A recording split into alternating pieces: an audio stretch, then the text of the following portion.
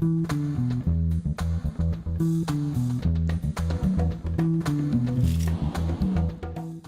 years ago this week, Dan Malloy was right here on Face the State to talk about potentially running for governor in the year 2010. You may recall that in 2006, he was the Democrats' choice, their nominee that year, but he was rejected by voters in the primary. During our taping 10 years ago, he talked about the state's problems and blamed them on Governors Rowland and Rell.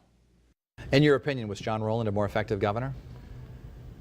Wow. I'm a Democrat. What are you trying to do to me here? Well, you must have an opinion on who was the better of the two. What I would honestly, and you deserve an honest answer to this question, I don't think either was particularly effective when it came to growing the economy in Connecticut. And the number one issue for everybody in this state is what's happening to our jobs. Both of those governors, both of the governors who you have just mentioned, have been governors in times when jobs are fleeing the state of Connecticut. We need a governor who's going to bring jobs, grow jobs, invest in jobs, change our business environment.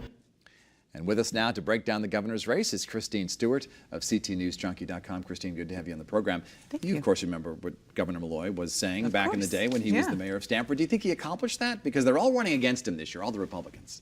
Right. So I think that what he thought when he was first elected was that in 2011, his first term, that he was going to be able to raise the state income tax and that he was going to see the economy recover like it had historically in the past. And that is not what he experienced. So we haven't had a historical recovery, and Connecticut has not recovered all the jobs that it lost in the 2008 recession yet. And there isn't a day that goes by that the Republican candidates don't mention him and blame the problems on him.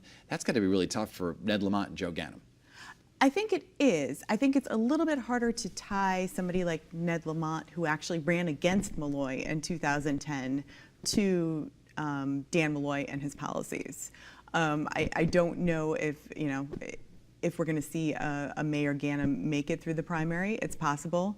So I think that the Republicans are kind of setting themselves up against, a candidate like, Ned Lamont. They're kind of running against him at the moment. Do you see the Democratic nominee campaigning with Governor Malloy this fall? I don't see that Malloy would be out on the campaign trail. I do see that he would be raising money and supporting them through the Democratic Governors Association. So, see the Democratic Governors Association step up and give a little bit of extra cash to whoever the Democratic nominee is. We haven't really seen any polling done in the governor's race yet. We've had some internal polls, and of Wasn't course, it fun when Quinnipiac used to poll? We really enjoyed that, knowing who was the lead, in the lead right now. So the nominees. The endorsed candidates are Ned Lamont and Mark Bowden. Are they the front runners? I don't know. I don't know. Hard to say. I mean, it's a five-way race, and it's hard to say who is going to come out on top in the Republican primary. I think even the Democratic primary is a little bit hard to say. I mean, I would assume that there's some statewide name recognition with Ned Lamont, but he just had his first television commercial go up this week, so. And I don't know if Ganim is going to be able to make it onto TV. We're seeing an extraordinary amount of television ads this week, and it's only going to get more so over the next coming weeks. Does the money surprise you that's being spent so far? No, I don't think that it surprises me. I'm actually surprised that more money hasn't been spent.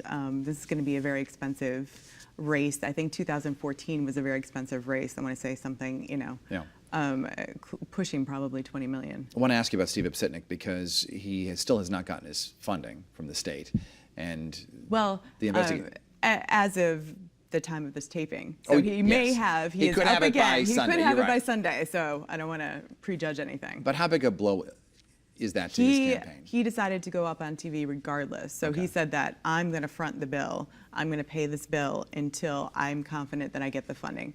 It's not that big of a setback because he could still get the funding.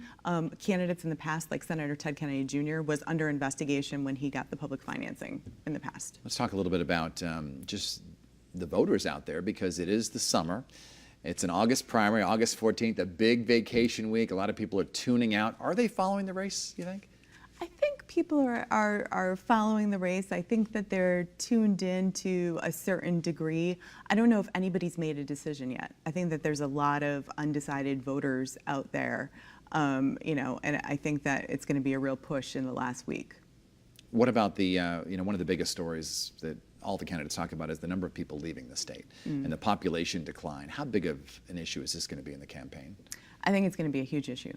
I mean, it's a huge issue for the state. I mean, there has been people have been leaving the state. People of all income levels have been leaving the state, which has a huge impact on the amount of revenues that Connecticut can get. It does seem like there's widespread dissatisfaction, particularly with the Malloy administration. So how does a Democrat run without running against Dan Malloy in some way?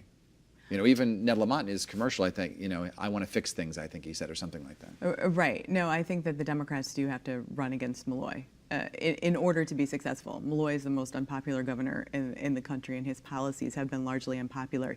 Even if he has actually done some good things in securing, you know, beginning to secure the pension liability, contributing the required amount to our pensions. We have $1 billion now in our rainy day fund, which when he took office, there was no money in the rainy day fund, and he was facing a nearly $7 billion deficit. Very briefly, in our closing moments, we had Jamie Stevenson on here today, as you just saw, Joe Markley, Aaron Stewart.